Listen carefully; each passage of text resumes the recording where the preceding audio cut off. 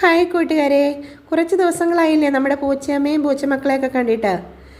അപ്പോൾ കുറച്ച് ദിവസങ്ങൾക്ക് ശേഷം ഞാൻ അവരുടെ ഒരു വീഡിയോ ആയിട്ടാണ് വന്നിരിക്കുന്നത്. എല്ലാവരും ഉച്ചയ്ക്ക് ആഹാരമൊക്കെ കഴിച്ചിട്ട് കിടന്നുറങ്ങുവാണ് കേട്ടോ. ഇതാണെങ്കിൽ ബെഡിൽ അവർ കിടക്കുന്നത് കൊണ്ട് അവർ ബെഡിൽ കയറി കിടക്കാതിരിക്കാൻ അവർക്ക് ഞങ്ങളൊരു സൗകര്യം ഒരുക്കി കൊടുത്തതാണ്. അപ്പോഴാണെങ്കിൽ അതിനകത്ത് അവർ ഞെരുങ്ങി അമർന്ന് കിടക്കും. അത് 3 തട്ടുള്ളത് കൊണ്ട് 3 പേരും അതിൽ കയറി കിടന്നോട്ടെ എന്ന് വിചാരിച്ച് കൊടുത്താണ്. പക്ഷെ എല്ലാവരും കൂടി ഒരു തട്ടിലേ കിടക്കുള്ളൂ. ഇപ്പം അമ്മയും 2 കുഞ്ഞുങ്ങളുമാണ് കേട്ടോ ഇവിടെ കിടക്കുന്നത്.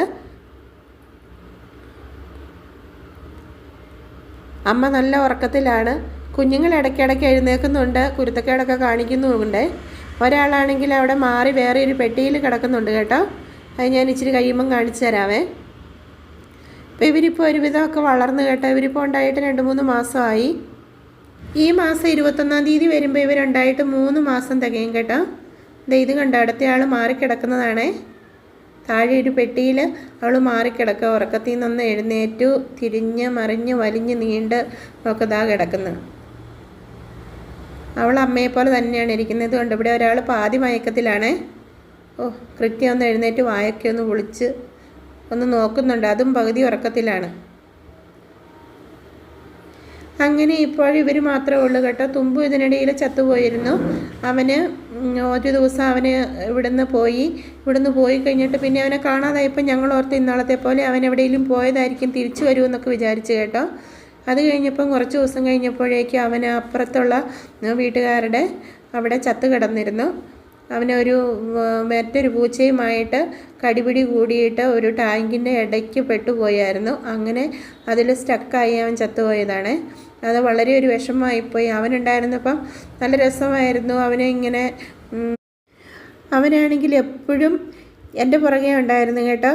ഞാൻ അടുക്കളയിൽ പോയാൽ അടുക്കളയിൽ, ഹാളിൽ വന്ന ഹാളിൽ, റൂമിൽ പോയാൽ റൂമിൽ, അങ്ങനെ അവനിങ്ങനെ എൻ്റെ ഒരു നിഴലായിട്ട് ഇങ്ങനെ എപ്പോഴും നടക്കുമായിരുന്നു കേട്ടോ. ഈ ക്രിറ്റിയാണെങ്കിലും മിക്കവാറും ഇങ്ങനെ കറങ്ങാൻ പോകും, കുറേ കഴിഞ്ഞൊക്കെ വരുള്ളൂ.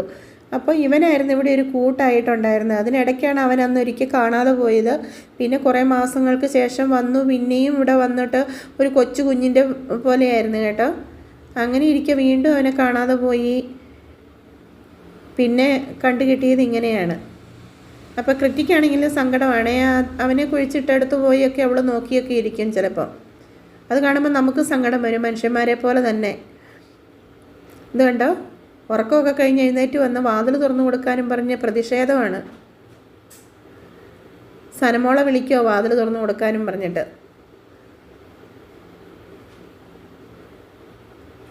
അപ്പോൾ പിന്നെ സനമോള് വന്ന് വാതിൽ തുറന്നു കൊടുക്കുന്നവരെ ഇവിടെ ഞങ്ങളങ്ങോട്ട് കിടന്നേക്കാന്നുള്ള രീതിയിൽ അവരവിടെ കിടക്കുക.